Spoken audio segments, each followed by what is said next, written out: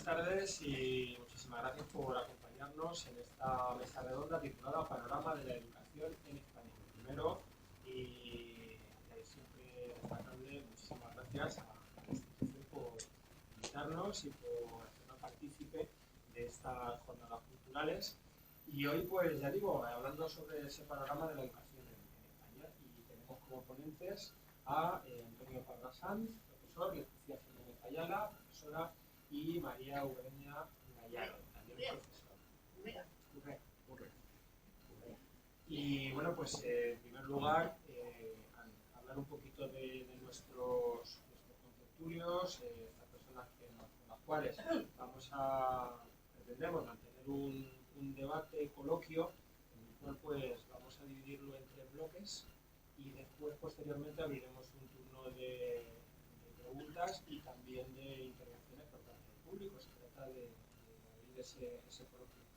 Yo lo he planteado y espero que a ellos les parezca bien, pues una media horita por cada uno de los bloques y luego después pues pasamos a las preguntas y a las intervenciones del público. Es decir que con nuestros invitados, Antonio Parra Sanz es profesor de literatura y crítico literario en La Verdad, en Solo Novela Negra, el quinto libro, organizador también de BLAC y de Cartagena Negra, coorganizador junto con don Francisco Marín, que lo tenemos por ahí también, junto a nosotros. Autor de novelas, Antonio Parra, de la serie Sergio Gómez, Ojos de Fuego, La mano de Midas, Premio Libro Murciano del año 2015 y Los muertos de las guerras tienen los pies descalzos. Además de las novelas, acabo de notar a mi editor, 249 y Entre amigos, de la serie Sonia Ruiz 6. Antonio Parra es autor de libros de relatos también, Desencuentros, El sueño de Tántalo, Polos opuestos, Cuentos suspensivos, Malas artes y Gómez y Cía. Artículos de opinión, La linterna mágica, Butaca de patio y ensayos, 3 heridas, aproximación didáctica a la antología poética de Miguel Hernández. Junto con Antonio Parra tenemos a Leticia Jiménez Ayala. Deciros que Leticia Jiménez Ayala, profesora de lengua castellana y literatura, ha estudiado filología hispánica en la Universidad de Murcia, donde ha realizado estudios de doctorado realizando el DEA sobre el teatro breve de Alberto Miralles. Obtuvo Leticia una beca de colaboración en la UMU y posteriormente una beca predoctoral en la misma institución, que abandonó en 2006 para dedicarse a la docencia, que es su vocación. Apasionada de los idiomas, ha estudiado alemán e italiano, obteniendo el C1 de este último en el año 2020. Ese mismo año, en 2020, entró a formar parte de la Junta de Gobierno de la Real Sociedad Económica de mi país, donde ocupó el cargo de consejera de Literatura y Educación. Destaca su colaboración en la coordinación de una mesa sobre el tema de la asociación Cartagena Futuro, una mesa también en el AC, la colaboración con el grupo promotor del Premio Mandarache y la charla Amor y Muerte en la literatura de Miguel Hernández, el curso dirigido por la UPGT. En 2017, Leticia es jurado del Premio de Poesía de la Asociación de Mujeres de la Nueva Cartagena y coordinadora junto a Enrique Pineda y autor Yarravive del certamen de poesía Viento del Pueblo.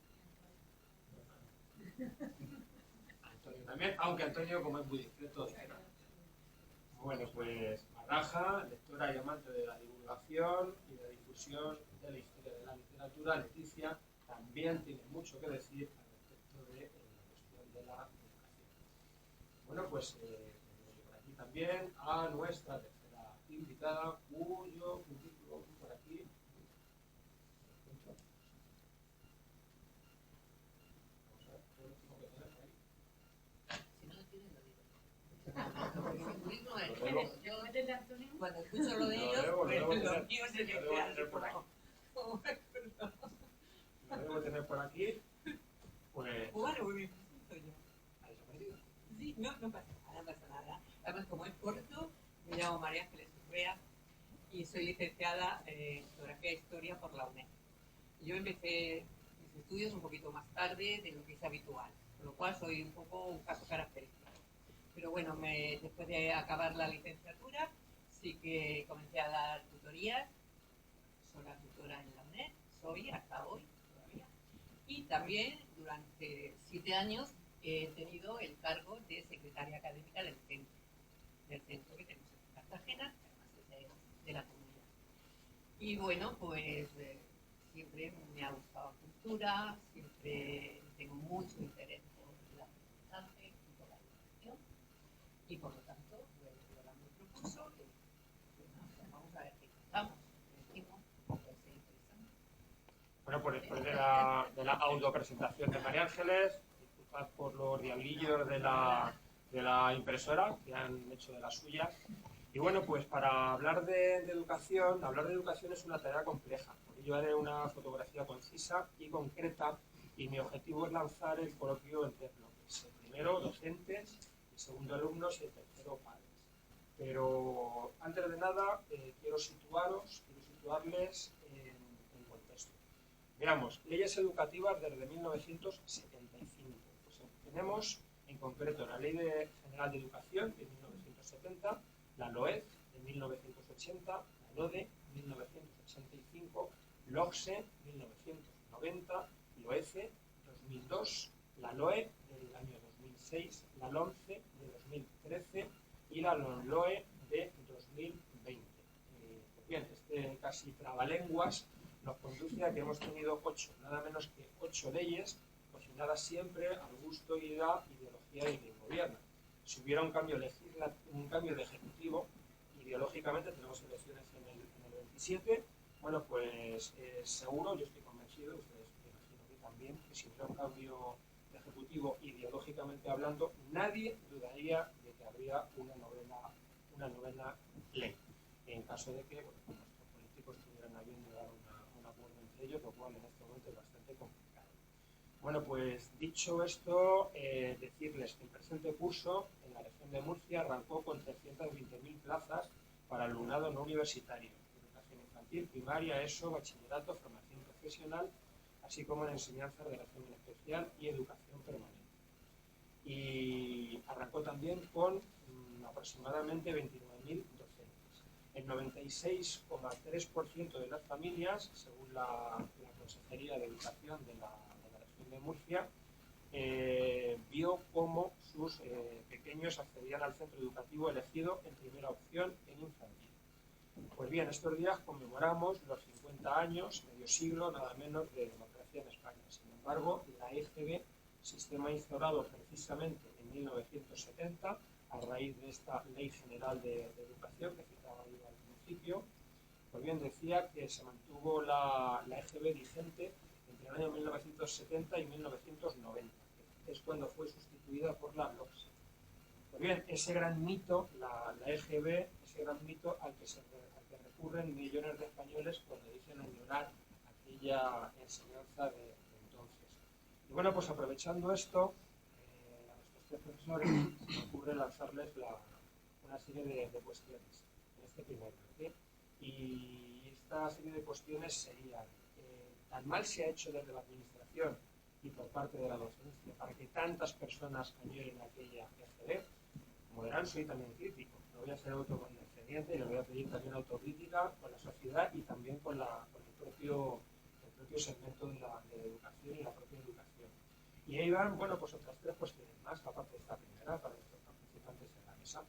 La segunda sería: la educación emocional parece estar presente en todo hoy en día. Lo digo como senador y ya no olvidan nuestros expertos. En cambio, la sociedad es cada vez más violenta. Por un lado, educación emocional, y por otro lado, una sociedad cada vez más violenta. ¿Qué estamos haciendo mal? ¿Qué deberíamos hacer mejor?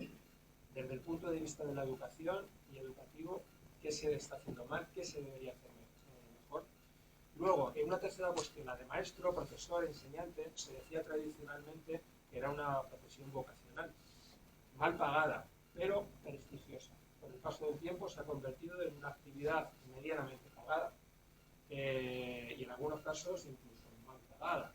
Y por debajo socialmente de un youtuber, un instagramer, un tiktoker. Es una tercera cuestión que planteo. Le digo, no solamente a nuestro... Vamos a hacer todas... Vamos por parte. Déjalo No solamente a ellos, sino al resto. Voy a repetirlo de todas maneras. Y la cuarta cuestión, los profesores no temen que con tanta burocracia, tanto método de trabajo, tal vez acabe siendo una máquina, un robot quien imparta clase en un futuro más bien cercano. Bueno, pues vamos por la primera. ¿Por qué nos acordamos tanto de la EGB? ¿Por qué? Yo, en mi opinión, creo que tenemos la impresión de que era una educación más completa, pero yo creo que no, que lo que ha cambiado es el modelo, y eso es evidente. Tenemos un modelo de educación diferente, competencias muy diferentes. Y eso es lo que no creo que no terminamos de comprender. Tenemos una educación diferente.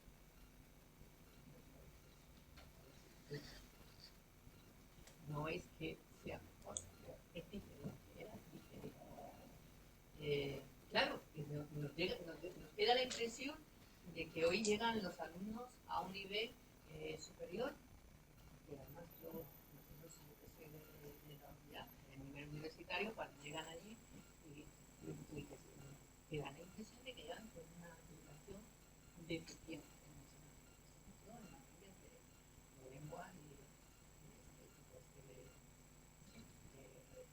religión, geografía, todo este tipo de competencias y de materias. Pero no creo que sea mejor, ¿no? Diferente. Bueno, la verdad es que entre la EGB y el último engendro, que no sé cuál es, bueno. los LOE, han pasado muchas leyes y muchas aberraciones en las leyes, perpetradas por gente que estaba en un despacho y que tenía muy poca vinculación con las aulas. Y ese es el principal problema. Primero, que cada uno quiere dejar su legado en la enseñanza. Porque sí. Sí, están entendidos. Cada uno quiere dejar su legado y lo quería dejar en la enseñanza, que llama mucho la atención porque los regímenes totalitaristas contra lo primero que iban es contra la enseñanza, lo primero que querían manipular para garantizarse el futuro. Pero aquí cada partido político, cada corriente o cada gobierno parece que ha querido dejar su sello.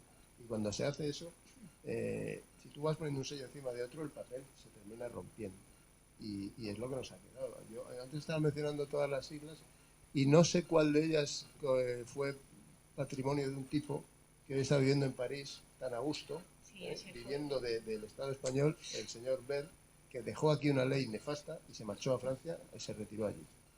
No sé cuál fue, porque ya ves que no sé si nos daba igual ya. En concreto fue la LOE de 2006. Nos daba igual cómo se llamara porque todos iban a lo mismo. Perdón, la LOMCE de 2003. La LOMCE. Respecto a lo que dice María, la EGB, bueno, pues la EGB tenía sus defectos. Seguramente era excesivamente teórica y poco práctica. Daba poca cancha a algunas materias que hoy sí se trabajan en el aula y entonces no se trabajaban. Exigía más trabajo al alumno en casa. Y ahí el sistema actual toca muchas más facetas, mira más por el desarrollo personal y evolutivo del alumno y no solo por la transmisión de conocimientos.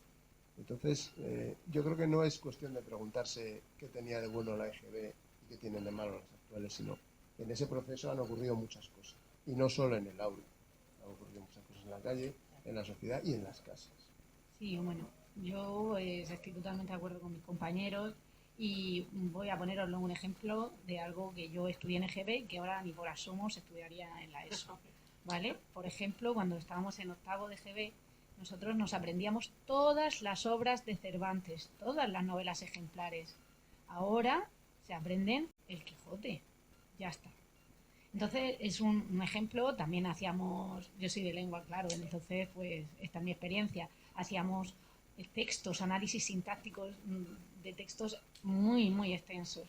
Ahora les ponemos una oración. Incluso en la EBAU, en la selectividad, vemos que sale una oración con una sola coordinada o una sola subordinada, es decir, muy sencilla.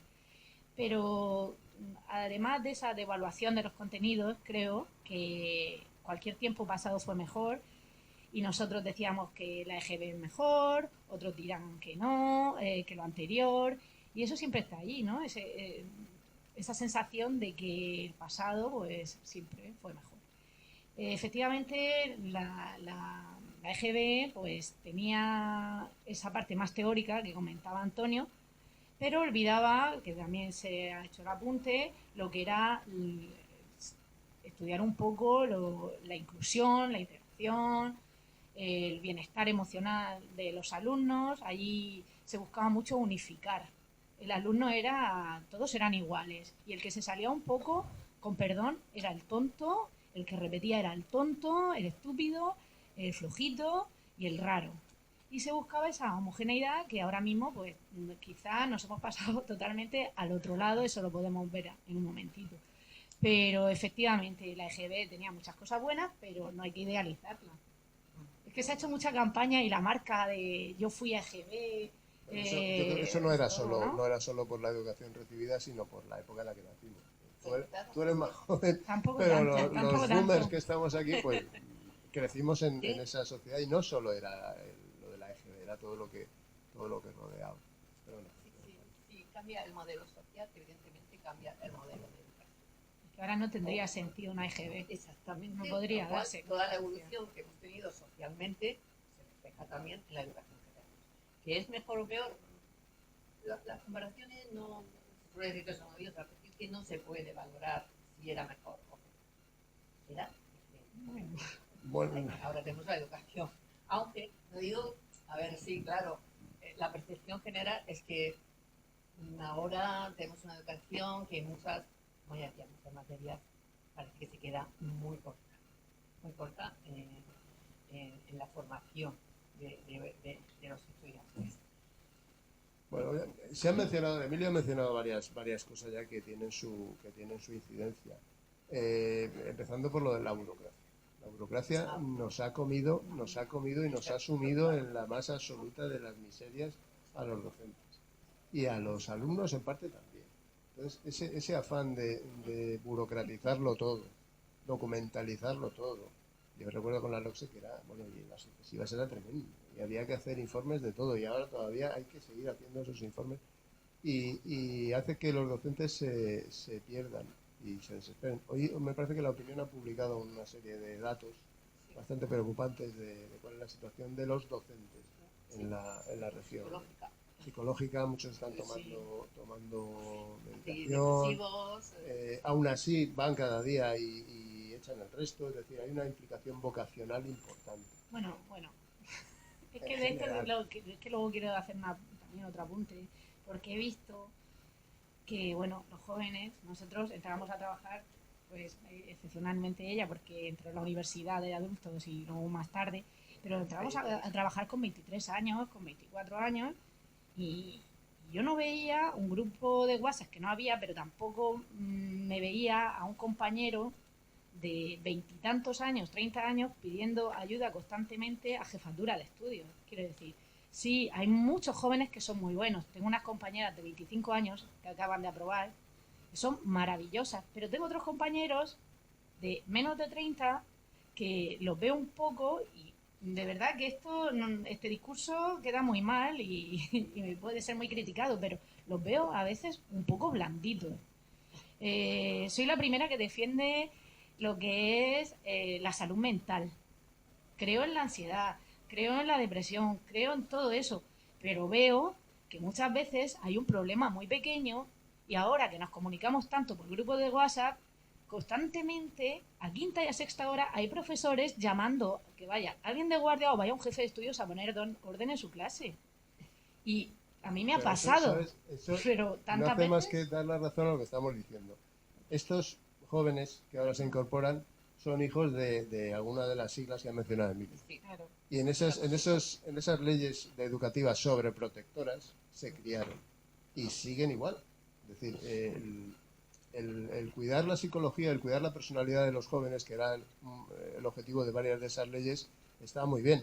Pero si nos dedicamos solo a cuidar lo psicológico y olvidamos lo instructivo, pues pasa lo que pasa ahora. Lo que dice Leticia, llega gente nueva a las aulas que no saben enfrentarse a un problema. Y no estamos hablando de un problema disciplinario grave, no, estamos hablando de cosas del día a día. De un error de conducta de un crío, pero leve, y tú tienes que saber hacerte cargo de ello. O cómo organizar el contenido de una clase.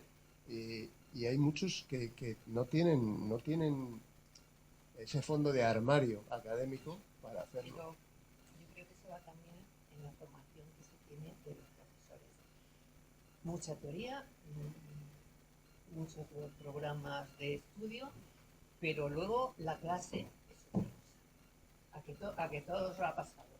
La clase y la realidad es otra. Allí es donde te enfrentas a lo que ocurre, a lo que hay.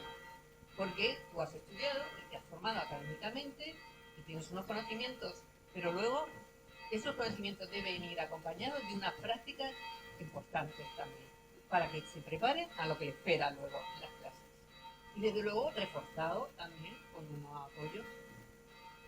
Tienen por parte del profesor, pero como tú dices, es que lo que has dicho, es que la generación joven que se está incorporando a la educación son productos de todas estas leyes que se han ido haciendo sin terminar de funcionar ninguna. Evidentemente, porque eso es algo que hay que llegar la sociedad y los gobiernos y todos.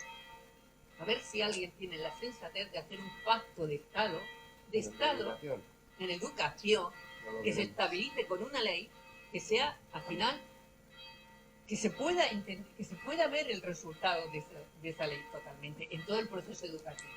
Y no lo que estamos teniendo, llega un gobierno, no le gusta, ahora lo cambia, llega otro, lo cambia. A ver, ¿se trabaja para que funcione bien la educación o se trabaja por el interés político? A ver si eso algún día llegamos a tener. La educación funciona por la vocación de los docentes, no por la voluntad de los políticos. No hay ningún político que tenga voluntad. Pero las leyes las hacen los políticos. Ese es el problema. Las leyes que luego tienen que funcionar y se aplican. Pero bueno, vosotros lo sabéis y aquí podemos hablar porque no nos oye nadie. ¿Cuántas veces nos hemos pasado la burocracia y las programaciones y demás? Bueno, esto sí, decimos que sí, lo guardamos en un cajón y vamos al aula. Y en el aula, el aula está viva y son entes vivos, son gente joven con su problemática. Que yo coincido con Leticia lo de la ansiedad y es cierto, y sobre todo después de la pandemia. Pero ahora mismo la empatía en clase está por encima de la instrucción. Y no la empatía objetiva, sino la empatía subjetiva. Es decir, el adolescente dice, no, es que yo me siento mal porque tú me has mirado mal. Tú, profesor, me has mirado mal y yo me siento mal. Entonces, como me siento mal, me tienes que atender y me tienes que dar una solución. Y eso está terminando de condenar ahora lo que es la formación diaria en el aula. Hay que poner por delante los sentimientos o el estado de ánimo del alumno, aunque muchas veces, que no es tonto, el alumno nunca es tonto, y lo utiliza para su propio beneficio, y la instrucción va quedando relegada, cada vez a un rincón más pequeño. Entre los datos que hablaban de la región, decía que éramos la región en la que más tiempo se tarda en iniciar una clase por el tiempo que hay que poner orden. Y no se puede herir susceptibilidades porque no puedes tocar la empatía del alumno o hacer que el alumno se sienta mal, aunque no tenga motivo para sentirse mal. No puedes decirle ni siquiera a un alumno, no has estudiado para el examen. Si le dices no has estudiado para el examen y él te dice que sí ha estudiado para el examen, pero que no ha llegado, que no ha podido, que no lo entendía, no lo comprendía, pero él sí ha estudiado. Y tú sabes que muchas veces es cierto, pero otras tantas no. Que no ha estudiado, que le has dado las preguntas del examen y cuando le estabas dando las preguntas del examen no las estaban ni copiando. Entonces, pero tenemos que tener un cuidado con todo lo que se dice. Y bueno, respecto a lo de las prácticas, yo hice el CAP, imagino que seríamos de los últimos, porque luego empezaron los máster universitarios, que son muy caros y no todo el mundo puede permitirse hacer el máster del profesorado. No sé en cuánto estaba, pero a lo mejor tú lo sabes allí en la UNED. Se me olvida. Creo que habla el micrófono. Pues no lo sé. No lo sé. Pero no es caro, en la UNED no es caro. Pero no es tan barato como era el CAP. Plazas. Pues nosotros hacíamos el CAP, teníamos unas prácticas y esas prácticas, pues evidentemente estaba el profesor titular contigo y muchas veces ni se hacían y te las firmaba tu amigo que estaba en un instituto y te decía, ven el primer día, ven a mitad y ya no vuelvas. Y te las firmaban y esa era tu experiencia con el aula. Y cuando tú te encierras la primera vez y no está el profesor titular y no hay nadie y ves todas esas caritas que te están viendo desde los pupitres, cada una con su historia personal detrás, que es lo que decía Antonio, cada uno con su problemática, Y tú te encierras ahí con el que no habla español, con el de necesidades, con el disruptivo, con el de altas capacidades, con el que va bien, con el estándar. Pues ahí te enfrentas solo al aula. Y tienes que estar más preparado de lo que estamos. Exacto, es que formación del profesorado, se debe reforzar. Bueno, pero no os preocupéis, ahora el máster va a durar 2 años. Ya con eso Más dinero. se resuelve todo. Ingresamos el doble de dinero y los colocamos en las aulas. No, no. Pero es así, los colocamos un año más tarde No, y a lo mejor... negocio con No me refiero... No, como si hay universidades privadas que sí hacen negocio con la educación. Y el máster lo puede usar en universidades públicas o privadas. Pero no me refería a las universidades, sino a los políticos, a los gobiernos en general. Ingresan el doble y retrasan un año la incorporación al mercado laboral. ¿Eso garantiza que cuando lleguen los nuevos van a tener más tablas o más recursos, como dice Leticia? Pues no lo sé. Pero también hay que preguntar a todos esos nuevos si saben lo que es la vocación. Y si se han metido en la docencia por vocación o porque julio y agosto está muy bien y tengo vacaciones Sueldo fijo. y tengo un sueldo fijo y ya alguien me solucionará la papeleta. Bueno, pues esto que acaban de decir antes me da pie, ya estamos hablando un poco de los alumnos, a pasar a un segundo bloque, sobre todo porque a mí me interesa mucho que también participéis, lanzar desde aquí una serie de mensajes, opiniones, para luego establecer un coloquio con todos vosotros. Segundo bloque, los alumnos. Hemos hablado un poco de los docentes, del sistema educativo, y ahora pues me gustaría hablar un poquito de los alumnos. Mirad, el paro juvenil en España ronda actualmente el 25%, 23-25%. En 1990, estamos acordados, cuando hablábamos de la EGB, del 70 al 90, cuando se cambió la EGB a la LOCSE, según la EPA, la encuesta de población activa, el paro rondaba el 35%. Con lo cual, pues oye, si comparamos ambos datos, pues estamos ahora mejor que antes. No se trata de decir que ahora todo sea malo, sino de dar hechos. Bueno, pues evidentemente no es un consuelo. Pasar de un 35 tampoco es un consuelo, pasar al 25% de paro juvenil, que es una barbaridad, y estamos en uno de los índices mayores de Europa, de la Comunidad Europea. Bueno, pues por lo tanto a mí lo que se me plantea es que el sistema podía haber hecho más, ¿verdad? Y el educativo en concreto es una cuestión que se lo voy a plantear ahora a ellos, que lo vayan pensando.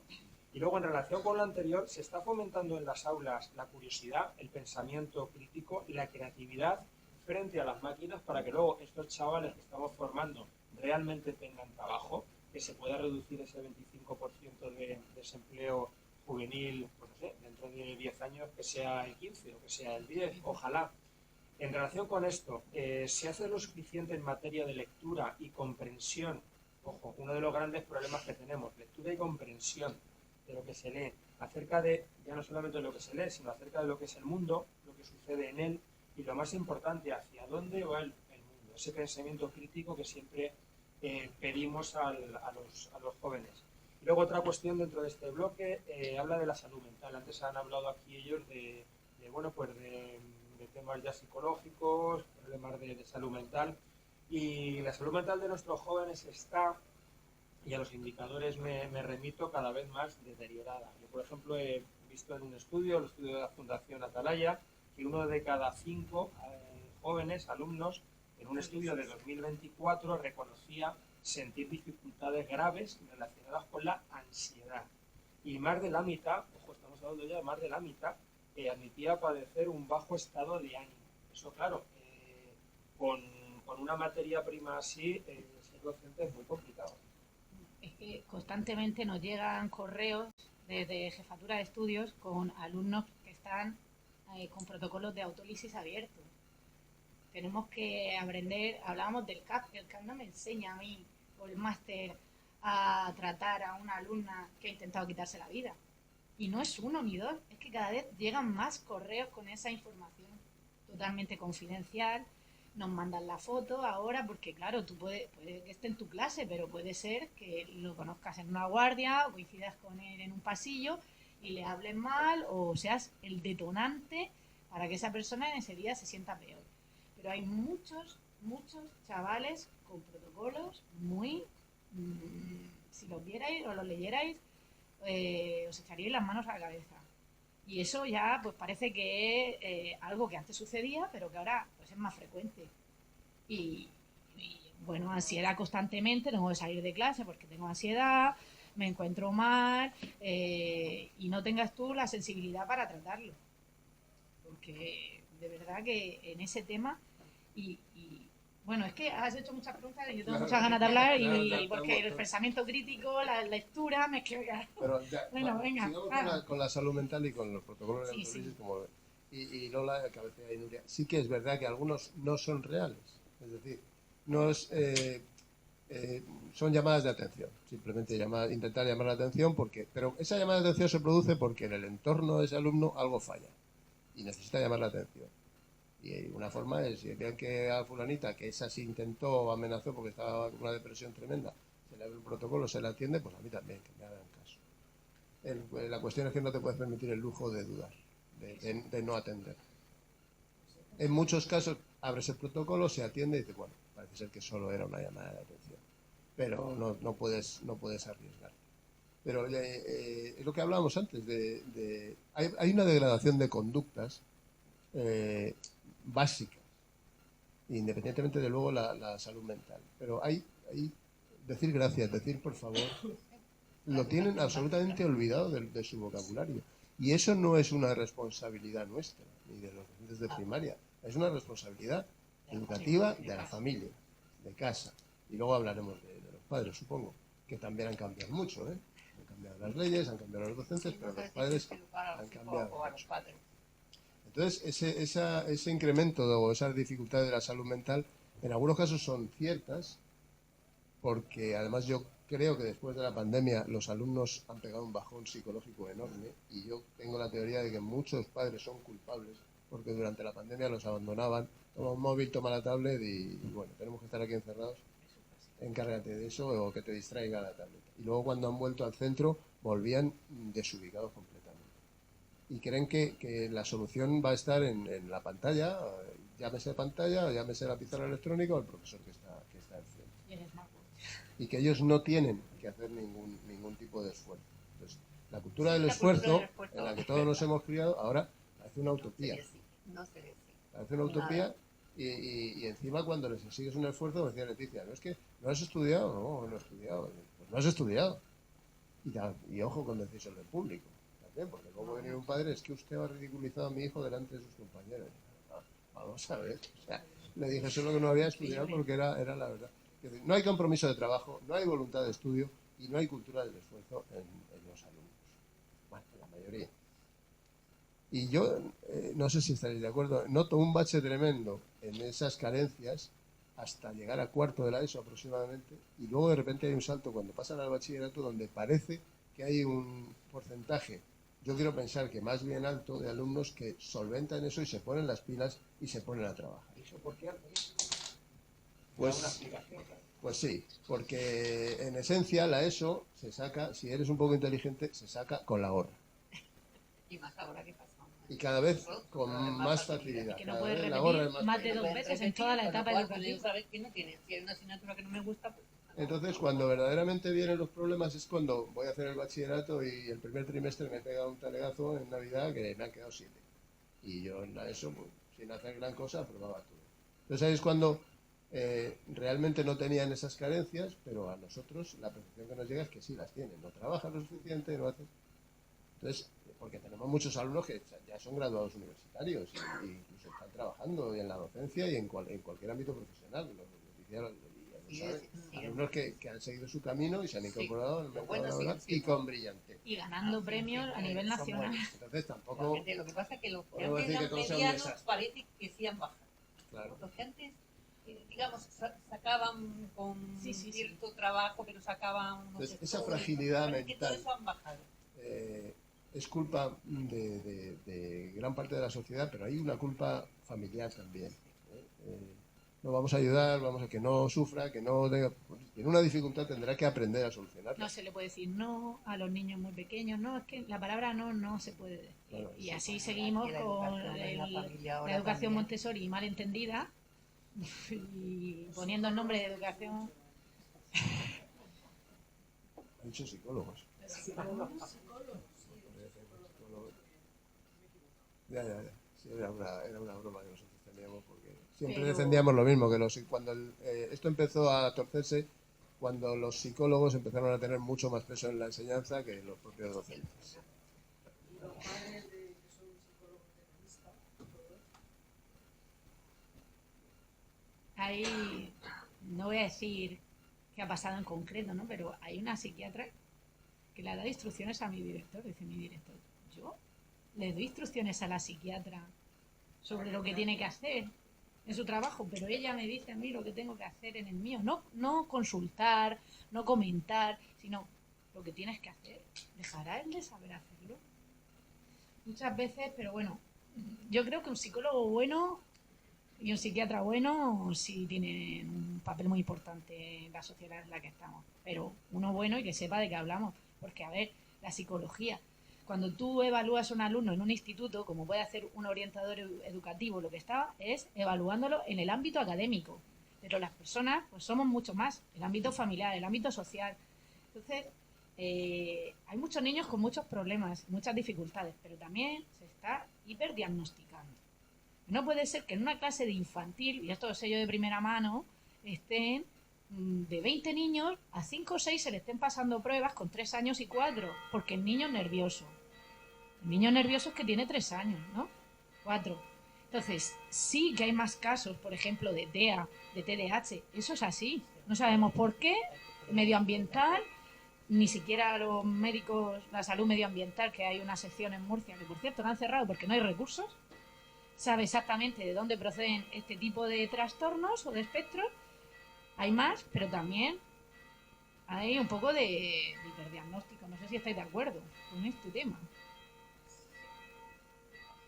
Antes se llamaba niño rabioso. Siempre ha sido A bueno ver, el que de- los hay, ¿eh? Ahora ya No, todo a ver, los hay, ¿eh? Los hay. Y es, es algo neuronal o neurológico, mejor dicho, y está ahí.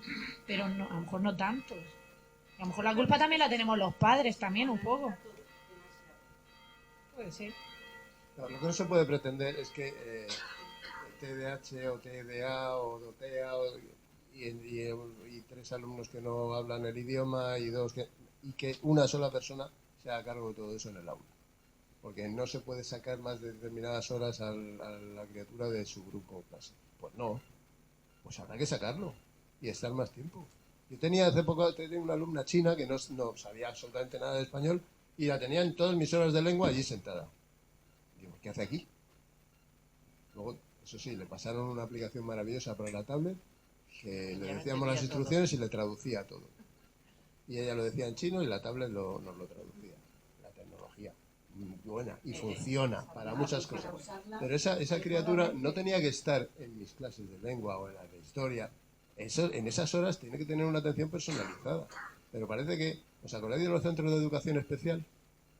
Que ya no existen. Y decía, no, es que era estigmatizar a los niños. Claro, es No, que perdone. vamos a una Era política de integración. darles un tratamiento lo mejor posible para fomentar su educación y su aprendizaje.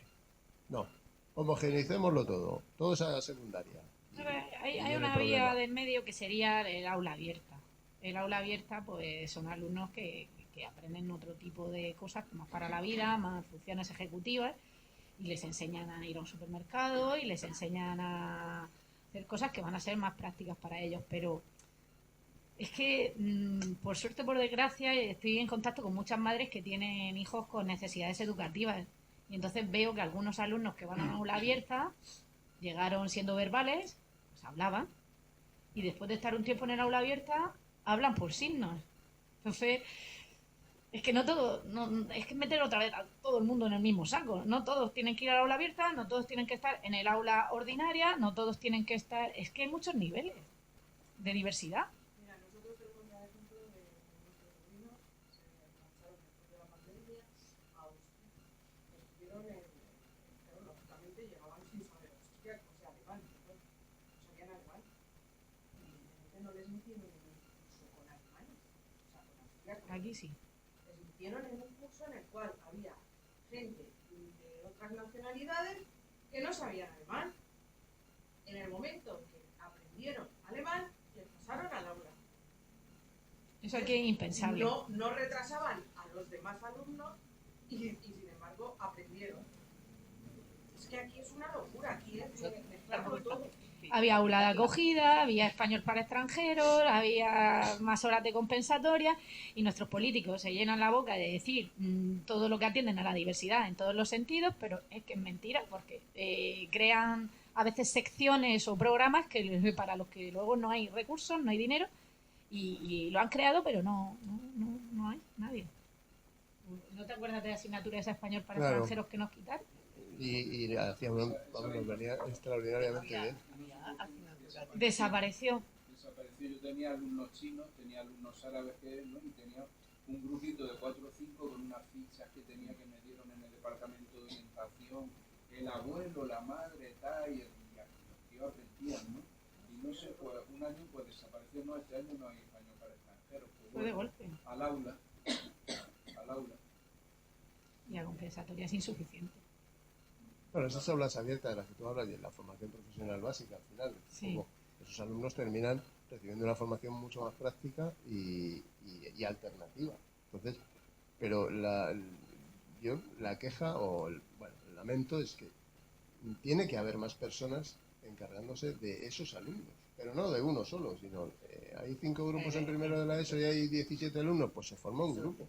No, claro, el grupo de los tontos, el grupo de no sé qué.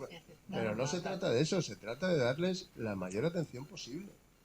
¿Faltan recursos o están mal administrados? Las dos cosas. Las dos cosas. Porque España es un país que todavía está por debajo de la media europea en la dotación de recursos para la educación, con lo cual, evidentemente, luego hay todas estas deficiencias. Y luego mala administración. Claro, que ya sabemos cómo se administra el dinero público muchas veces. La mitad desaparece por el camino. Nosotros nos han regalado pantallas, que no más nos han dado, nos han dado de todo. Y luego cambiaban, había una época con una PDA que se pasaban las faltas, que no cogía cobertura en la mitad del instituto. O sea, hemos tenido de todo, menos lo que más falta nos hace, que son más profesores y la ratio más pequeña. Que se está anunciando que va a haber menos ratio y menos burocracia. Que ha salido hace poco la noticia, pero eso habrá que verlo.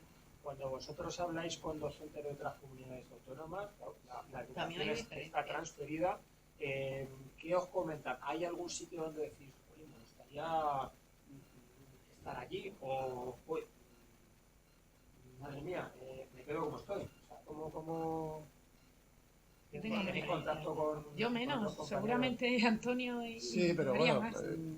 Pero es que mi nivel es de universidad. hay cosas que envidias, pero también tienen carencias. Y sobre todo la problemática es la misma en lo humano. A lo mejor hay centros que tienen o comunidades que tienen más recursos, que tienen una mejor gestión de los recursos, de acuerdo. Pero yo insisto en que todo eso no sirve de nada si el factor humano, que trabajamos con personas, que no trabajamos con máquinas. Igual que los objetivos no son cuantificables, no es un balance de ventas, ¿no? No, es que si tienes un 35 o un 70% de aprobado, entonces es un éxito, pero eso es relativo. Trabajamos con personas y esas personas no son las mismas que hace 10 años. El problema, Antonio, y eso hemos hablado muchas veces tú y yo, que estamos en el mundo de los titulares. Entonces, los políticos, al final, ellos presentan tanto por ciento hemos bajado el paro juvenil, el tanto por ciento se han colocado en tal sitio, y todo se intenta convertir en una estadística. ¿Por qué? Para sacar un titular de Ya sabemos que las estadísticas, si estuviese aquí Matías, que es experto, el rector de la BCT, a lo mejor nos podría apuntar también algo sobre este tema, pero el sueldo medio en español son 2.000 y pico euros, ¿no? Eso es el medio, porque es el sueldo medio, pero ¿cuántos cobran 2.000 y pico euros? Porque unos ganan muchísimo y el otro nada. Entonces, esto de las estadísticas, pues lo pongo en duda mucho. Sí. Bajamos todo. Hombre, claro. Y esos titulares, ahora no recuerdo el término en inglés, seguramente vosotros sí, que te cazan y luego sigues leyendo la noticia y resulta que es que no tenía nada que ver con el titular que te habían dado. No, con el agua. Bueno, pues ahora que estamos hablando de dinerete, estamos hablando de eso que ingresan las familias, pues quisiera introducir el tema de los padres, y antes Leticia me deja. No, sí, yo sí te dejo, pero es que has dicho lo del fomento de la lectura y El justo fomento es de que la somos lectura. 3 personas de humanidades. Lo de lengua y literatura. Bueno, sí se fomenta el pensamiento crítico. La cosa es que lo cojan o no lo cojan. Hoy es el día, el 25N, el Día en contra de la violencia de género. Esta mañana en nuestro instituto se ha realizado un acto, bueno, ha habido dos, pero uno que era en el que yo estaba, de artes escénicas y música, con canciones que hablan pues, de la causa que hoy se recuerda, y intercalado con pequeñas piezas teatrales bastante duras, porque había alumnos que tenían que hacer de maltratadores. Y bueno, no se ha movido nadie del asiento en una hora que han estado cantando y actuando. No pestañeaban los alumnos. ¿No ha habido al revés, no ha habido ningún caso en hacer que sean Es las que, alumnas las maltratadoras? pero es que hoy no es el día. Hoy es el día en contra de la violencia de género, en mi opinión. Podemos tener opiniones distintas, pero hoy el foco había que ponerlo en la mujer. Sobre la... Sí. Y claro que nosotros hemos hablado muchas veces de que hay hombres que están maltratados psicológicamente y hemos hablado muchas veces de estos temas, pero hoy había que poner el foco donde creo que se tiene que poner más, sin menospreciar los casos de los hombres que sufren. Entonces, esos jóvenes, ¿qué estaban haciendo hoy? Pues estaban criticando la sociedad en la que vivimos y con una defensa de unos valores que a mí me parece muy interesante, porque decimos que sí, que muchos jóvenes, pues es verdad, ahora hay más machismo, no se fuma más, estamos retrocediendo en muchísimas cosas, más racismo, no sé, pero todavía hay jóvenes que merecen muchísimo la pena, y ellos que son de humanidades, Antonio, que da segundo de bachillerato un montón de veces y ha hecho comentarios críticos con los alumnos, os lo puede decir. Sí, bueno, ahí... Se fomenta esa semana literaria, el ELAC. Lo que pasa es que, vamos a ver, para fomentar el pensamiento crítico muchas veces en el aula tienes que dejarte a un lado la programación y el tema A7 que toque y etcétera, porque si no, no se puede.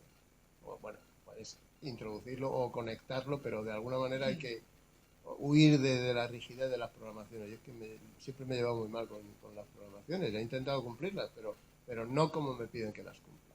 Y cuando quieres establecer y fomentar el pensamiento crítico se fomenta hablando, dialogando, intentando que los alumnos debatan, que establezcan sus propios planteamientos. Muchas veces son erróneos, pues están en la época del ensayo y error y del aprendizaje, la formación de la personalidad. Y yo en la medida de lo posible creo que siempre he intentado fomentar ese pensamiento crítico, y te encuentras de todo, en un sentido y en otro, ¿eh? Yo he leído comentarios de texto de gente que dice,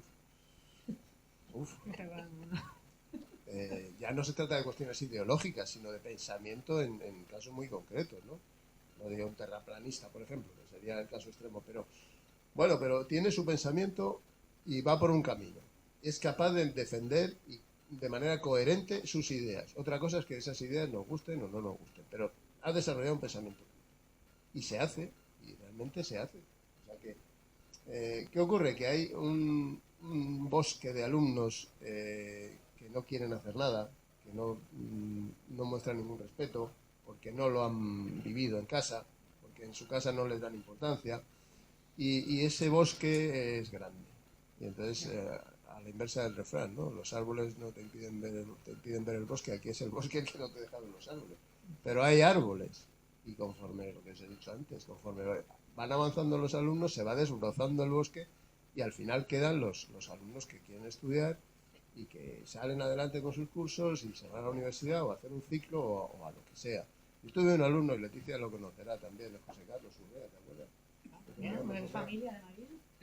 Sí, pero el apellido es el mismo. A su hermana. Este chico aprendió japonés por su cuenta en bachillerato, porque le gustaban los tebeos manga, y aprendió japonés él solo.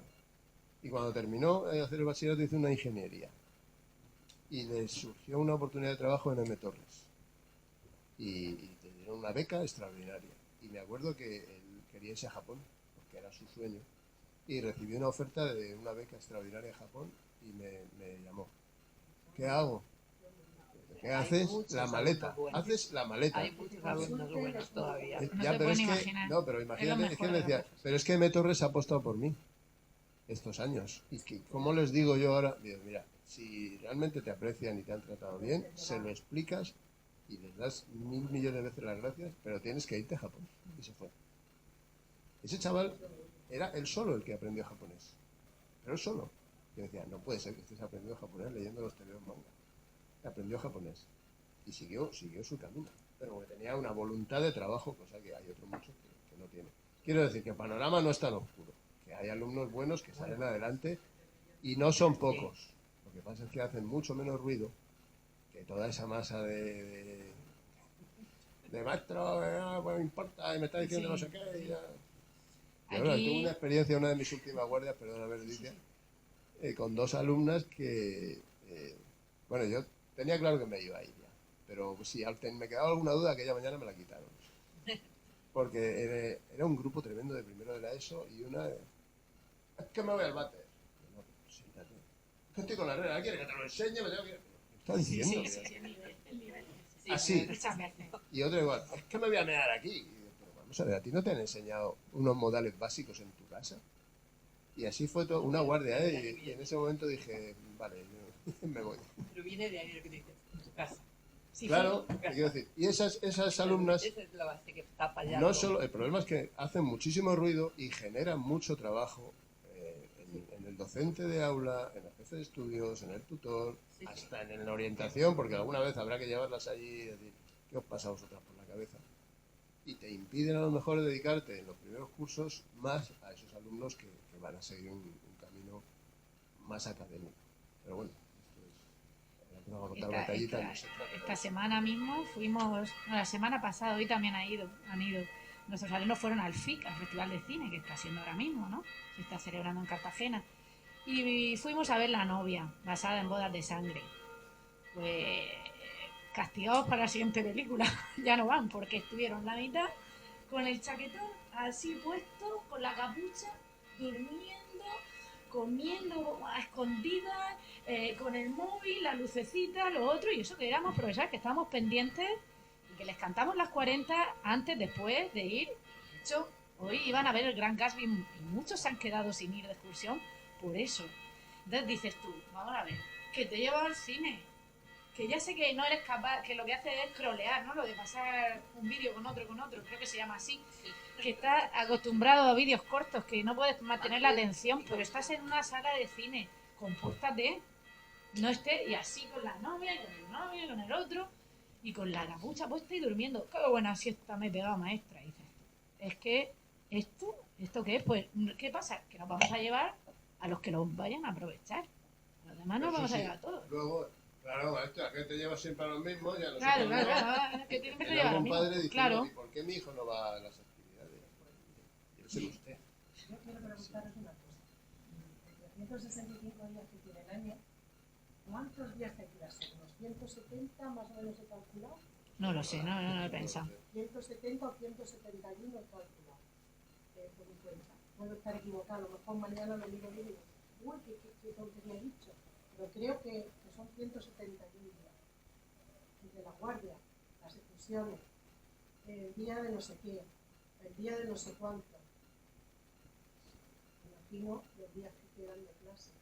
No culpo Sí, a vosotros, sí. ni mucho menos. No estoy culpando a vosotros. Bueno, eso, ni mucho menos. eso también es relativo, Lola. Quiero decir, todo lo hemos hecho. Nos hemos llevado a alumnos a actividades extraescolares y a lo mejor en el trayecto han aprendido más por alguna conversación que en una clase en la que tienes que estar, cállate, espérate que llega el otro, que viene este amonestado, que la otra quiere tengo que ir al baño porque no sé qué. Quiero decir que tú estás formando permanentemente. Cuando estás con ellos, estás formando en todo momento. Y en una guardia también estás formando. Yo esta guardia maldita que te decía antes, pues había 5 o 6 alumnos que estaban los pobres ahí callados y yo me quedé un poco con ellos y digo, y les pregunté, digo, esto es siempre así y peor. Digo, ¿y vosotros cómo hacéis para sobrevivir aquí? Yo me abstraigo, entonces hablas un poco con ellos, ¿no? Y te aseguras de que hay un camino ahí. Pero sí, hay muchas veces que hay muchas actividades, pero las actividades, el planteamiento de las actividades es siempre formativo, siempre, siempre. Aunque sea ir al cine o ir por la calle, da igual. Y estás formando en todo momento. No estás siguiendo la programación, a lo mejor, claro, porque estás fuera, bueno, pues volvemos a lo mismo. Pero sí estás formando. Que nos lleva mucho trabajo preparar una actividad, disgustos, listados de alumnos, llamar al que no ha venido porque ha decidido quedarse durmiendo y enterarte si es por eso o por otro motivo, que se te ponga uno malo por la calle, que el otro no aparezca a la hora de hacer el recuento. O sea, Y a lo una mejor actividad, trabajamos más que en el aula, ¿verdad? lo que aprenden ese día se les queda mucho más que algo que tú has dicho en clase, porque el complemento directo, no sé qué, Sí. ¿sabes? Entonces, estamos formando siempre. Claro, desde fuera dice, ay, siempre está de excursión, siempre está de... Que yo lo entiendo, ¿eh? Una pregunta. No, pero que está bien porque hemos si sido lo muy sabemos, criticados por eso. lo nosotros. sabemos que es la percepción, ¿no? Y más estando en centros como los nuestros que hacíamos muchas cosas. Entonces la gente decía, ¿cuándo des clase? Y, pues también damos clase. Y damos clases durante el viaje, durante el camino para ir al FIC o a la vuelta, o si no alguno se te pone malo, o si estás formando permanentemente. Me gustaría ahora abrir un tercer bloque ya para acabar y pasar a las intervenciones que queréis hacer todos vosotros y preguntas y también comentarios. Y hemos hablado de los docentes, los alumnos y toca los padres. Los padres, desde vuestro punto de vista, vuestra experiencia, ese factor padre, ¿cómo lo habéis visto esa evolución con el paso de los años? Una cuestión. Segunda cuestión que os quiero plantear. Los padres, de manera involuntaria, evidentemente nadie quiere hacer daño a su hijo, han creado una dependencia tecnológica en estos. Eso es algo evidente. Y no hay más que recordar el uso del móvil que se ha generalizado en las edades más tempranas. Eliminar radicalmente los dispositivos móviles y las pantallas en las aulas, ¿creéis que es la solución? ¿En qué medida se pueden seguir utilizando? Sería una segunda cuestión que os planteo. Luego una tercera, ¿están los padres más preocupados por evitar frustraciones de sus hijos que en prepararlos para la vida? Vuestra apreciación y la relación que tenéis con ellos. Y ya lo último que os voy a plantear es que he dicho todo lo anterior y asumiendo lo complejo de la respuesta, ¿qué medidas propondríais cada uno de vosotros si recibierais una llamada mañana de una consejería o del ministerio con una propuesta de ser asesores de esos organismos? ¿Qué 3, 4, 5 medidas tendríais? Y ya digo, retomando un poquito lo que les he planteado es esa percepción que han ido viendo de los padres, ese factor padres a lo largo de los años. Me imagino que nos van a decir que cada vez más presión.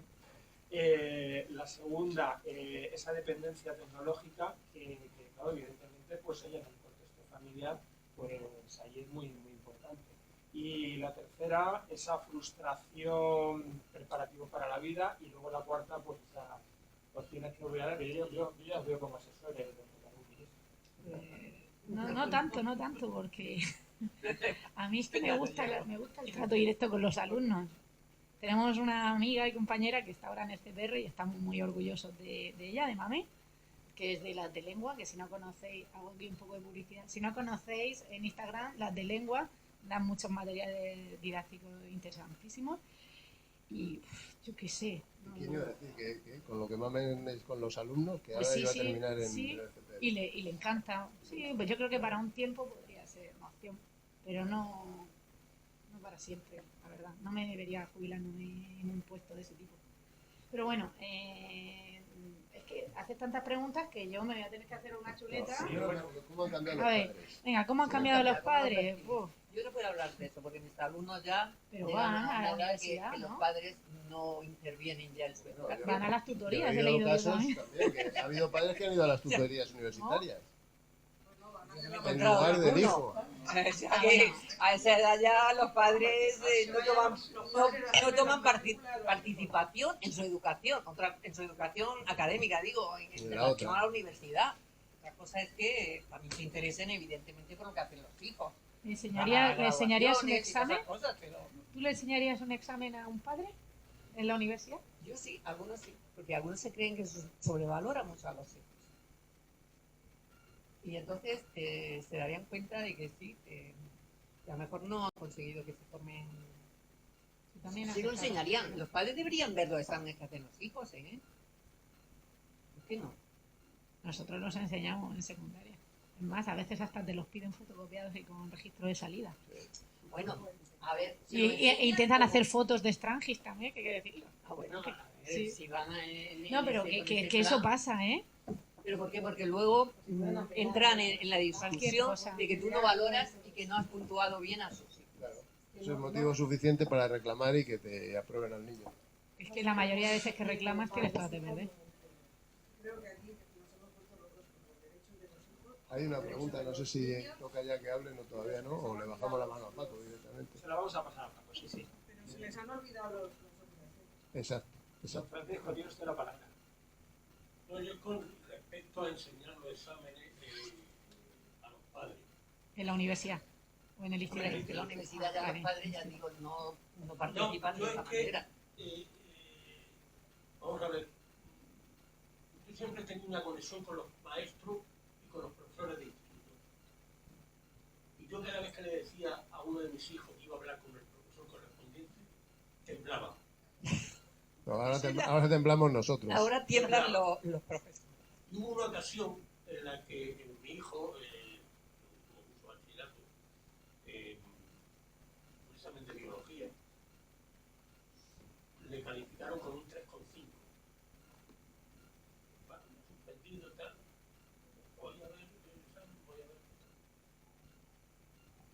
Pregunto, me presento, una profesora, y me dice la profesora, pero no se cree usted que por venir a ver el examen yo voy a aprobar a su hijo y le subir la nota. Digo, pregunte usted, que usted lo sabe todavía, con quién ha dado. Me da el examen, lo miro, lo leo, y digo, este examen no se merece un 3,5. Le he dicho que no voy a aprobarlo. Digo, no, es que se merece un 0.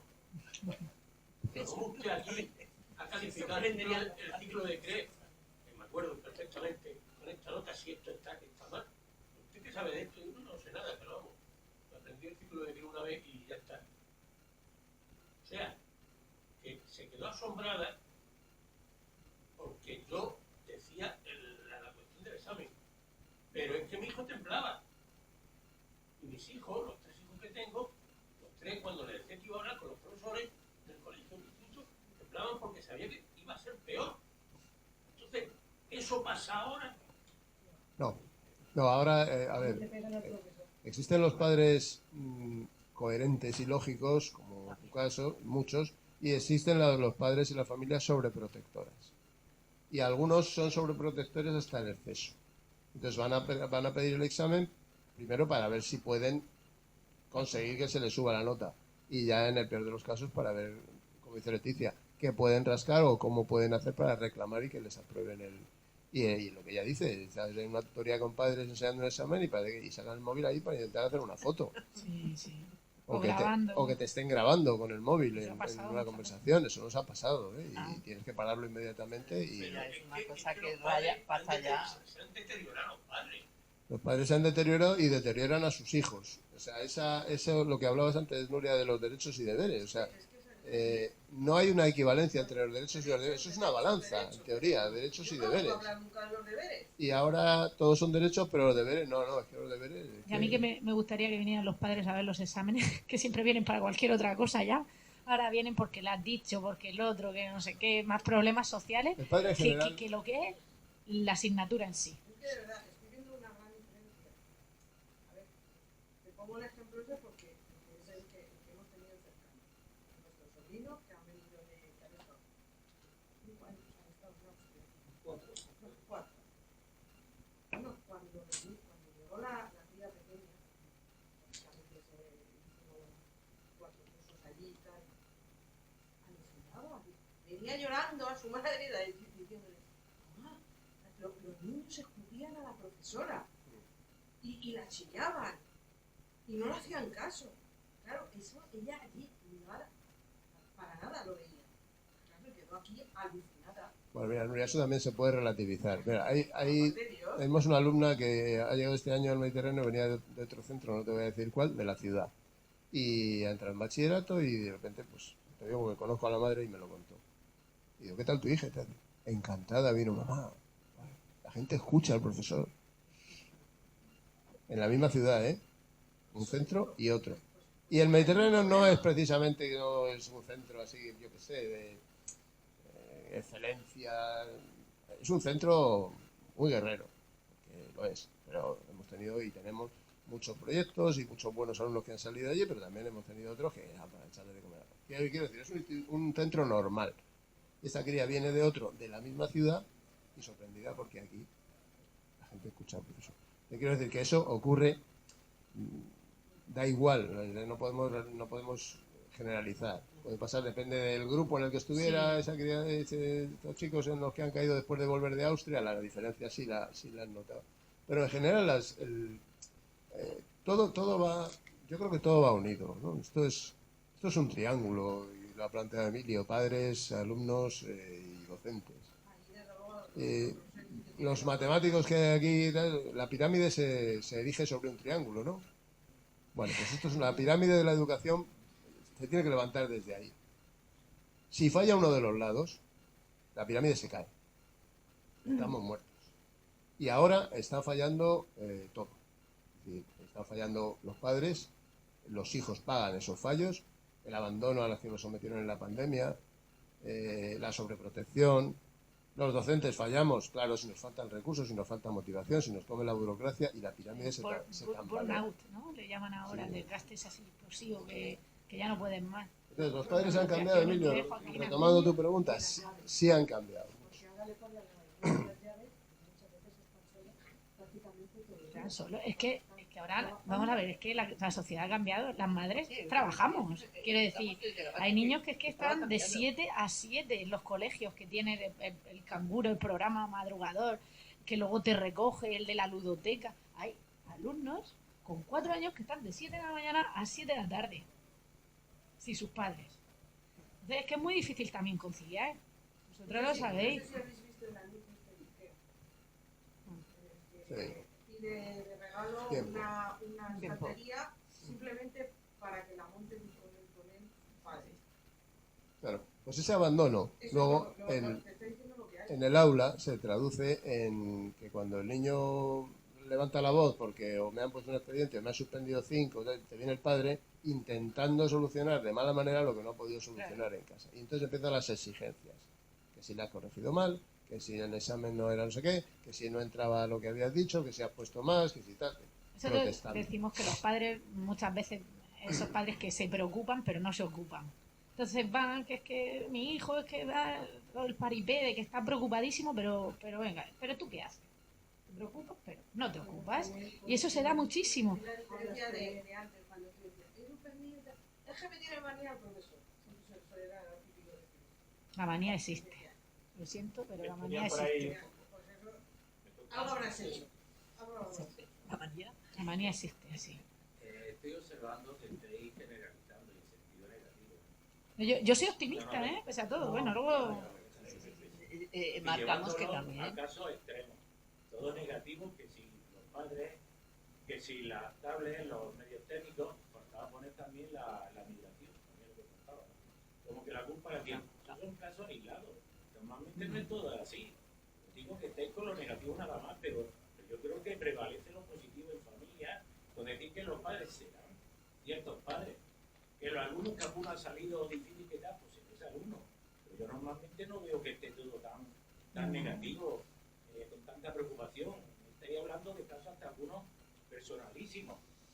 No, bueno, Pero pero algo positivo habrá, sí, y también, creo que también yo hemos creo que hablado mayoritario. También. alumnos. No acá solamente No, de casos que sean y también tengo que decir una cosa de los enseñantes, que gran parte la tienen ellos culpa. Porque yo he visitado antes y actualmente amigos que son enseñantes, algunos casi jubilados como yo, ¿no? Bueno, están jubilados ahora, yo llevo más tiempo, ¿no? Y he notado porque, bueno, en cierta hora he ido allí a los institutos, inclusive a los colegios públicos y tal, y he observado un escándalo tremendo en una clase. Dios, como si tomaba ese ojo aquí, desde la escalera ya se nota el gran escándalo. Y cuando ha salido ese enseñante, ese profesor, que lo conozco, Paco, tal, digo, Paco, ¿tú cómo consientes esto? Ah, pues tal que cual. Y es más, he visto cuando he terminado la clase, oye maestro, oye tal. Digo, pero ¿de qué va? Nada, deja la oposición. Y he visto la poca vocación que hay. Eso lo extrapolamos pues, al ámbito castrense, a la sanidad, a muchos ámbitos laborales. Pero es porque no tienen carácter. Y los profesores pueden dar más de sí. No me saque el caso concreto, es que por la nota que el padre me ha pegado. Eso son de cada 500.000 millones, a lo mejor hay 10. Pero normalmente no es así. Hemos Y hablado, después he ido a clase de otro amigo la mañana, pues tal, pues hemos quedado en la cantina, ¿qué tal? Y un silencio absoluto, un respeto, y es cuestión de carácter del profesor, que hay que tener. Ahora, se le nota uno a otro la vocación. Y salir de la clase, don Ferdinand, bueno, te me ha tapado el nombre, tal, una educación y un respeto, y es cuestión de carácter. Porque eso yo como enseñante que me llamen con cierta edad, tal, oye maestro, oye tal, bueno, pero, y te callas y lo dejas como, no, que padre, ¿qué va a venir el padre ni coche cuarto? Es cuestión de carácter también de los enseñantes. Bueno, ya ahí lo veo. No, si lo hemos dicho antes y hemos sido críticos también con nuestros compañeros, con Sí, pero muchos está de ahí ellos. negativamente casi todo llevándolo a casos extremos. Hombre, la No. ¿Qué pasó? No, hemos hablado también de la cantidad de alumnos que salen adelante y que son brillantes y que han terminado sus carreras. Estamos hablando un poco de todo de todas formas, ¿usted cuánto tiempo lleva ya retirado de las aulas? Si no es indiscreción. Llevo por 50 años. Retirado, no, retirado de las aulas me refiero. No, desde la aula, como alumno. No, ¿usted se dedicó a la enseñanza? Yo no. Perdón, había entendido que se había dedicado, Yo que estaba, también lo había entendido. había entendido que había trabajado en la enseñanza y que lo había dejado. Vale. No, pero sí, hemos hablado antes de la incompetencia de muchos de nuestros compañeros. Unos conocimientos, y si es lectura, hay unos que no saben ni leer, y la escritura no vamos a decir, pero veo los mínimos. Pero esto es lo que hemos Pero hablado. máximamente los veo bien Que instruidos. sigue habiendo grupos de alumnos buenísimos Claro, pero hay todo dando unos resultados. Pero es porque los alumnos que van bien y los padres que son normales y lógicos y coherentes no nos dan trabajo ni quebraderos de cabeza. No hemos dicho que no, eso sí que no. Yo creo que no nos ha entendido bien. No hemos dicho que todos sean así. Estamos analizando la problemática que hay en las aulas. Sí, normalmente, por desgracia, cada vez esto va a más. Yo soy súper optimista, conozco a Antonio, sé que es optimista, le ha encantado su profesión, a ella no la conozco, pero seguro le gusta. No trabajaríamos en ninguna otra cosa. Me ha preguntado, yo no me dejaría la enseñanza para irme a un despacho, a lo mejor temporalmente por una experiencia, pero no para siempre. A mí me encantan los alumnos, disfruto, me levanto todos los días con ilusión. Y muchos días que me llevo un guantazo en la cara de realidad, pero eso no quiere decir que yo todos los días no me levante para dar lo mejor de mí, y me encanta la juventud y me encanta estar con los jóvenes, pero pues la cosa está peor, y eso es así, la cosa está peor. El 90% de los docentes Te son invito así. a que vengas un día conmigo, de verdad, vente una mañana conmigo al instituto y me dices si yo no tengo carácter o tengo carácter, si mis alumnos son o no son. Vente una mañana. ¿Dónde va su nieto? Si ahí no es.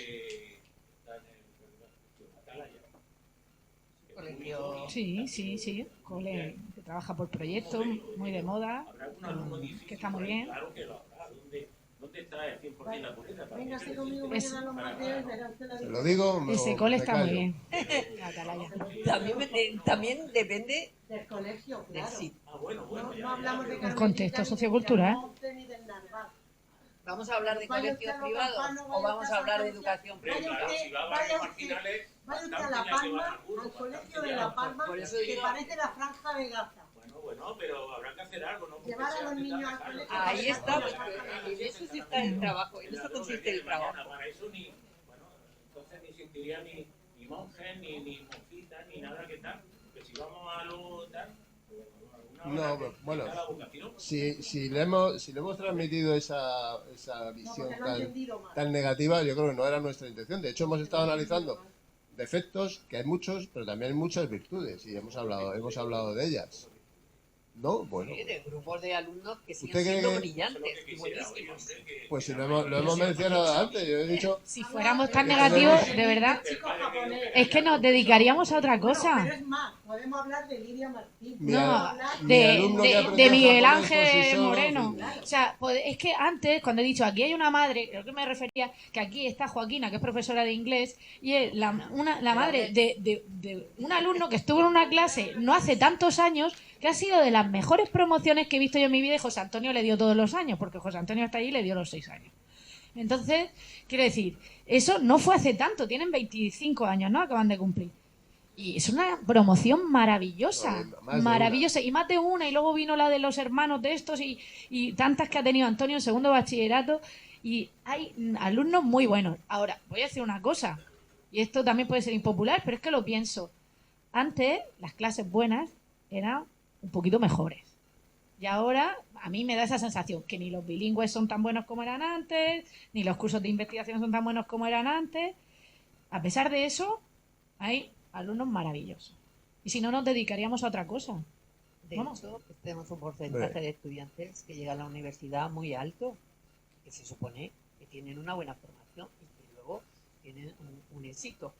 Eso, Mira, yo he estado Sí, seguro. 31 años en la enseñanza. Si no hubiera creído en esta profesión, no habría estado tanto tiempo. Y he tenido alumnos muy, muy buenos y alumnos malos.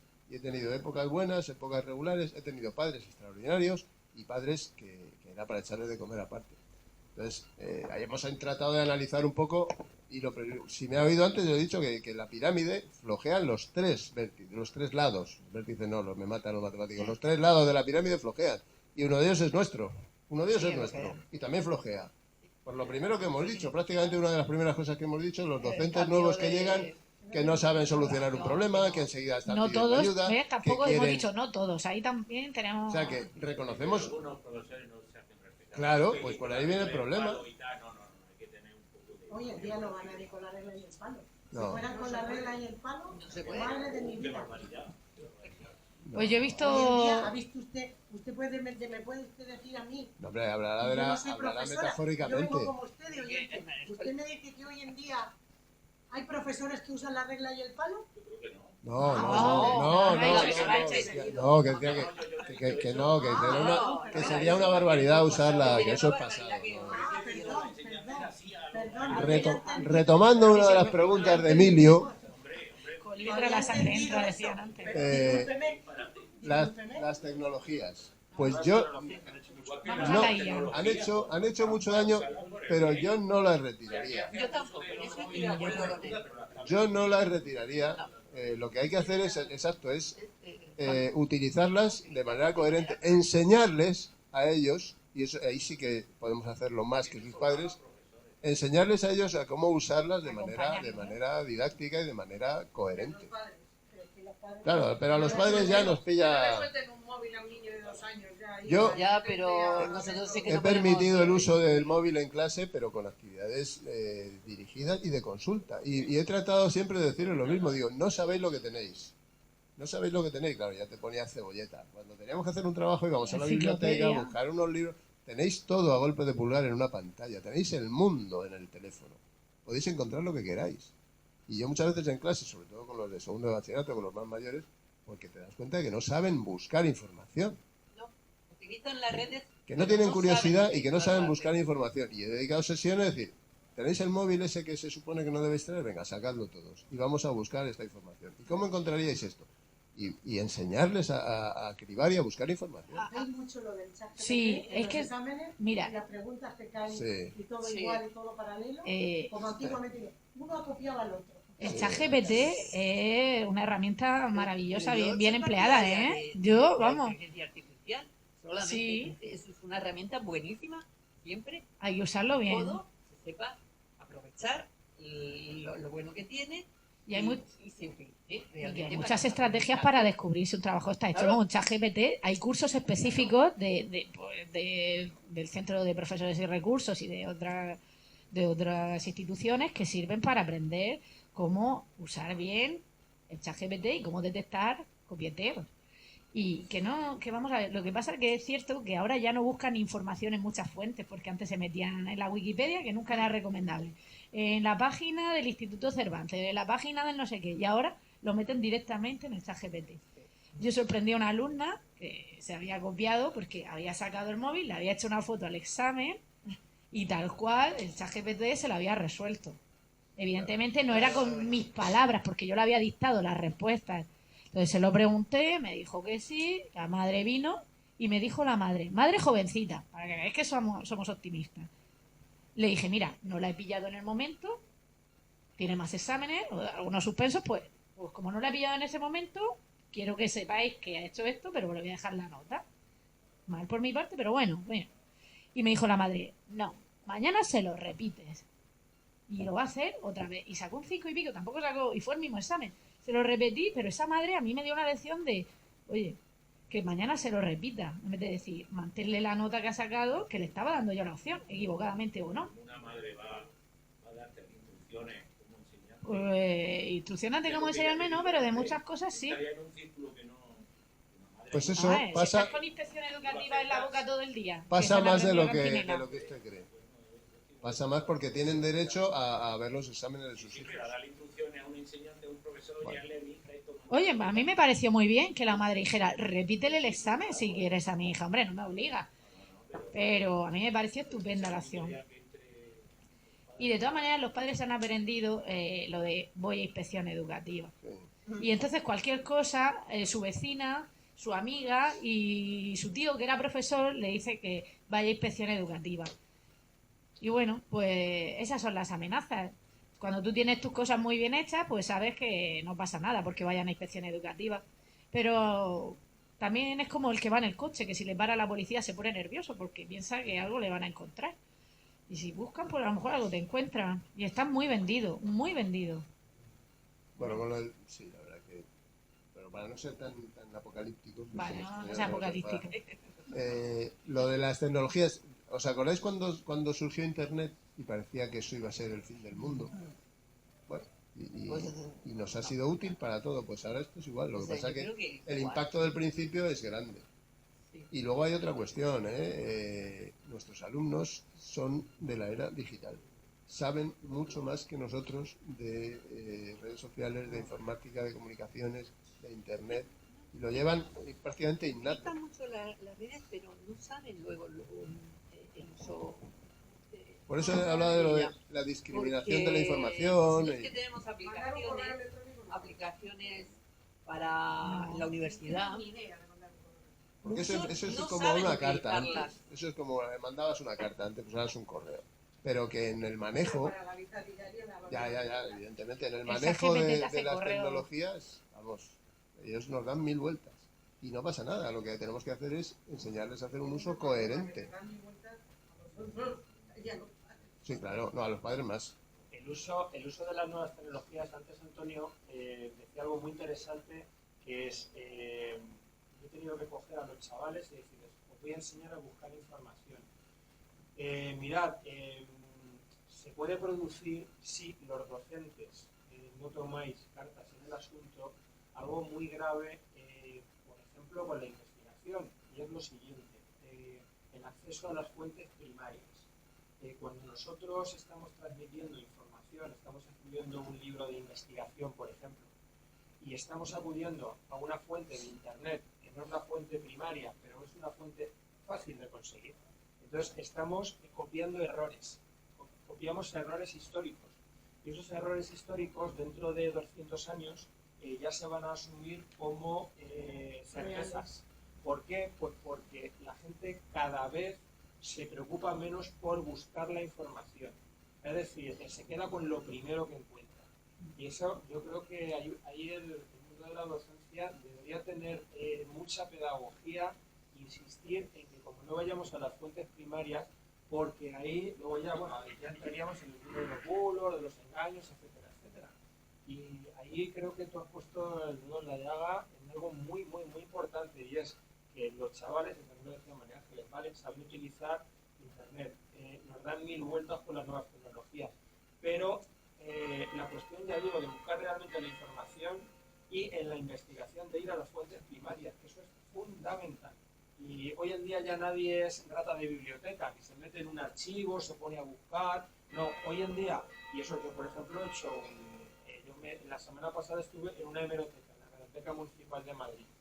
Y claro, ya no es como antes, que te metías, te daban un montón de periódicos, ¿no? Ahora ya te vas al ordenador, pones unas palabras clave y te pones a buscar. Entonces, claro, tú puedes tener la facilidad de que rápidamente encuentras algo, pues mira, me quedo con esto, ya no investigo más. Entonces, bueno, pues ahí tenemos un problema serio, y ahí sí que creo que tenéis que hacer mucha pedagogía, insistir en que no hay que quedarse con lo que... Nosotros, por ejemplo, los textos los trabajamos de primera mano, leemos las obras en clase. Si tú lees en voz alta en clase, ese alumno se ha leído el libro. No se ha leído un resumen, no se ha leído un trabajo de internet, el Rincón del Vago antiguamente o el ChatGPT. Ese alumno lo ha leído en voz alta en clase y sabes que lo ha leído. Por eso lo hacemos. Dedicamos una hora semanal en casi todos los centros a la lectura, entre otras cosas. Y bueno, sí, es que Wikipedia puedes ser tú, desde tu casa. O sea, cuando pones, es que lo que decía Wikipedia, es que me he metido y he abierto ahora mismo Leticia Jiménez Ayala, profesora de lengua, y me he puesto la foto.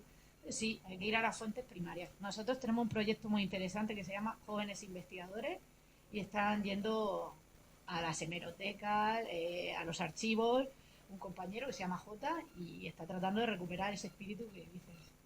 Es fundamental. Sí, veo que a pesar de todo, de que son muy expertos en el ámbito, pero luego cuando llega una noticia falsa se la comen doblada, ¿eh? Porque no tienen espíritu crítico y yo lo que sí he intentado siempre es enseñarles a dudar. Es que tienen que dudar.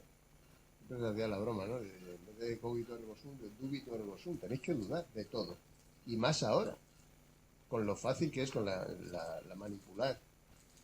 Los medios de comunicación, internet, redes sociales, Instagram, o con la inteligencia artificial que te puede, en la parte oscura, ¿no? Te puede falsificar una persona, su voz, todo. Pues hay que dudar. Y para dudar hay que ser crítico y lo que tú dices, hay que buscar en varias fuentes, no conformarse con la primera entrada. Que además antes era, es verdad que lo que dice Leticia, antes era la Wikipedia. Pues yo siempre les contaba un caso que esto fue real, ¿eh? Hubo unos tipos que decidieron demostrar que la Wikipedia era una falsedad, bueno, no era una falsedad, que era una chapuza, y subieron una entrada que habían descubierto en no sé qué universidad, se lo inventaron, un nuevo pájaro. Y dieron la morfología, las medidas, todas las costumbres, y ahí quedó eso. Y el pájaro no existía.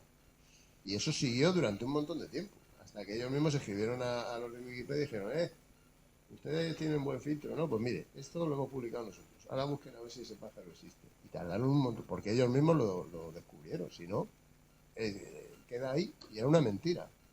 Una mentira. Entonces, con eso hay que tener mucho cuidado y tener razón que tenemos que enseñarles a utilizar la información. Pero no solo los de lengua, yo creo que casi más los de tecnología, o en fin, no sé si tendría que haber una materia nueva.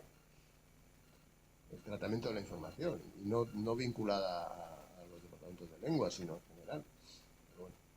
Ahí entraríamos también en la pérdida de valor de las humanidades en favor de la técnica, claro. Pero eso ya nos lo daría para otro debate. Lengua, historia. ¿Por qué han disminuido los dictados? Los dictados, porque eso está pasado de moda.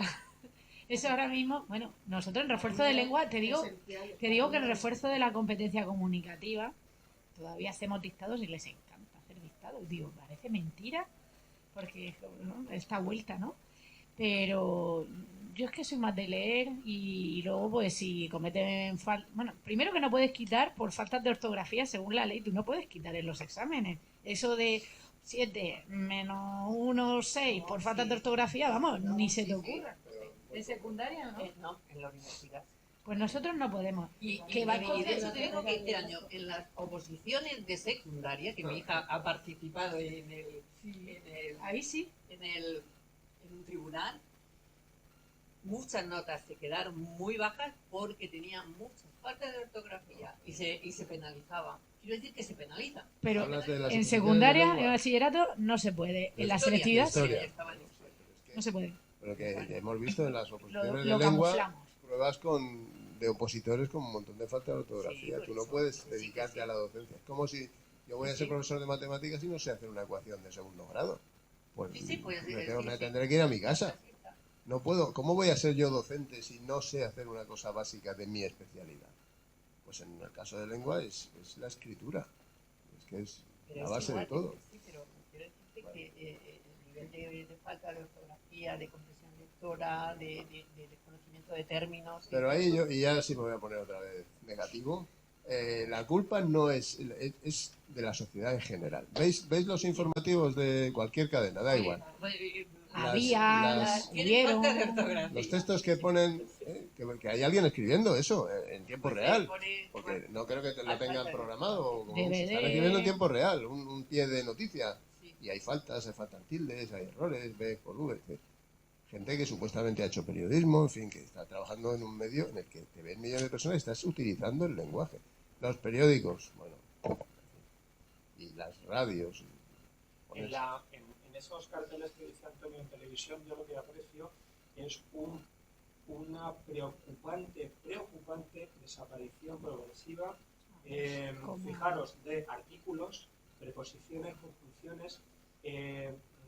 Yo ahí sí que creo, bueno, sería para otro debate, una conjunción, una conspiración del inglés en contra del castellano, porque estamos tendiendo a reducir el lenguaje y al final no se usan artículos, se están perdiendo los artículos. Sí, totalmente. Claro, Emilio, tú eres periodista y tú sabes que en los titulares siempre tenías que reducir. Tenías que ir a la idea clave y con el menor número de palabras. Pero no te comías los artículos, tenías que darle al coco y hacer un titular bien construido. Es un calco del inglés Sí, lo es. y es muy peligroso, muy peligroso. Fijaros... Hombre, esto es 1984, no, ¿no? totalmente. Mirad, en el Ahora sí he sido distópica, pero sí, un poco 1984. Si reducimos el lenguaje o la lengua, pues reducimos el pensamiento. Es que ya se nota, ¿tú has visto cómo escriben los mensajes los jóvenes? ¿Entiendes algo? ¿Es que hacen mensajes ¿Qué o hacen escriben? audios? Porque hacemos podcast. Y los no tan jóvenes también nos saltamos todas las reglas muchas veces cuando escribimos.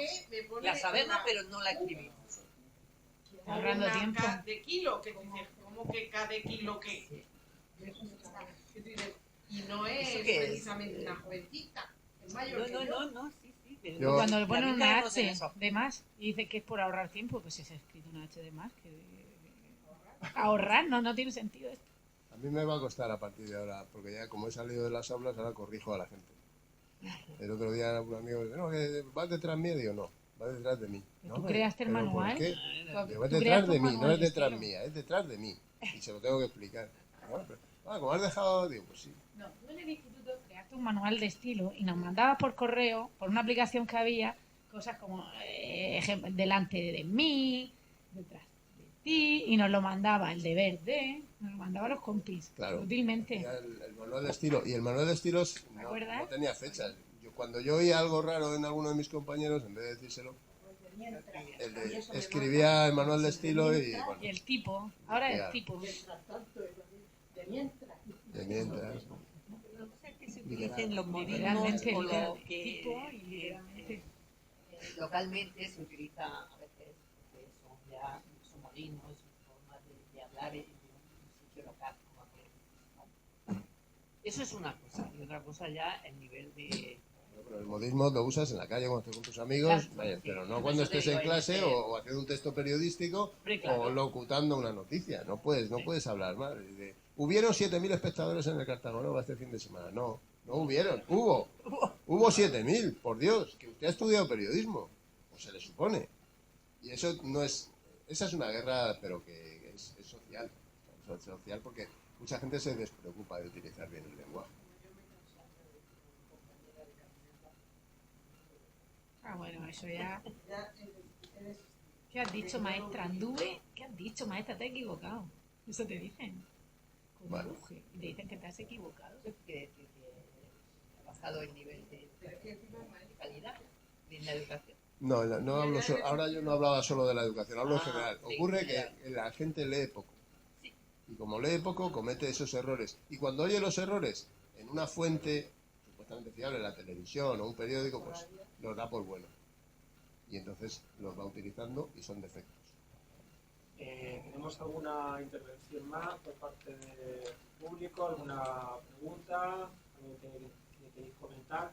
Pues, hombre, yo creo que a nuestros ponentes, contertulios, profesores, maestros, enseñantes y sobre todo gente ducha en la vida, pues vamos a dedicar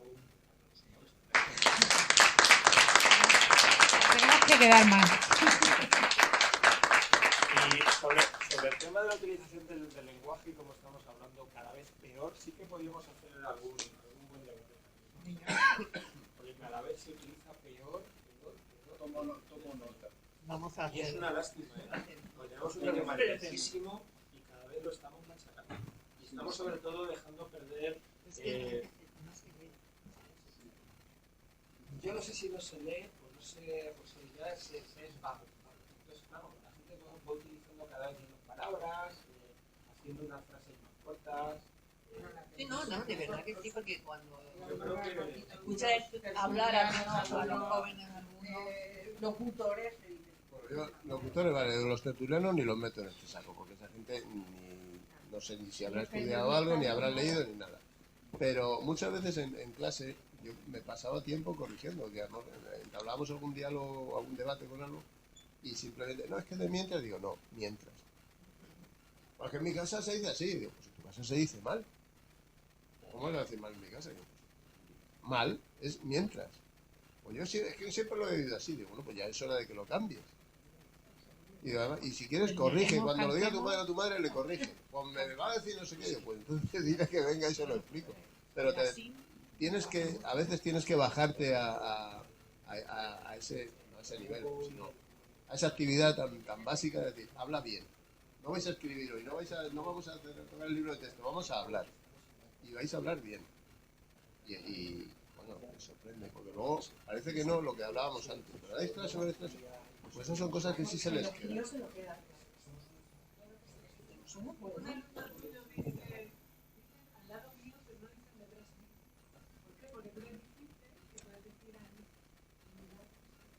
Mi lado, sí.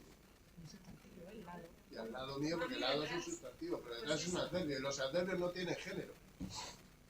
Lo dicho, esto es apasionante, quedamos para sí, otra claro que ocasión hay. y ahora creo que tienen algo para vosotros. En fin, Muchas gracias. Pues, en mi nombre propio, en el nombre de la Real Sociedad Económica de Amigos del País, muchas gracias por esta mesa redonda tan amena que nos habéis hecho disfrutar.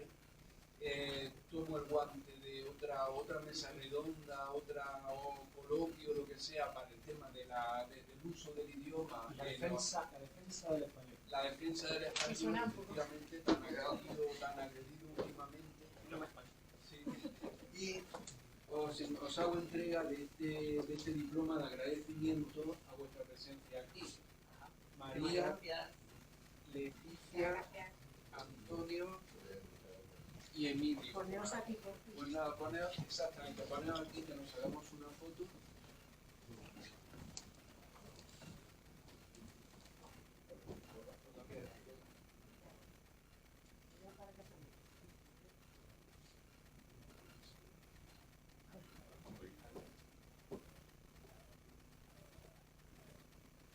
pues ahí que tú también eres del gremio, tienes que estar